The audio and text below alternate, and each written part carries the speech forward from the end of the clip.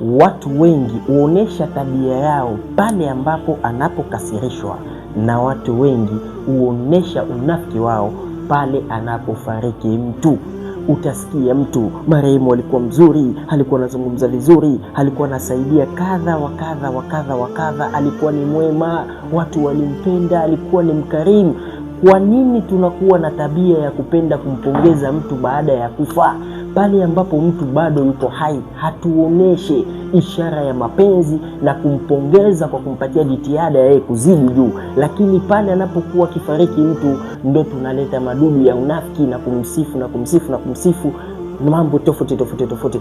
Huu ni unafiki na ni jambo ambalo halipo na halipendezi katika mazingira binadamu. Pale ambapo mtu anafanya vizuri, ni jukumu lako kumpongeza kwa kumpatia nguvu ili azidishe zaidi. Na pale ambapo mtu anapokuwa anakosea au anatereza, jukumu lako ni kumpa nasaha kwa sababu ende vizuri, si kumsifu mtu baada ya kufa.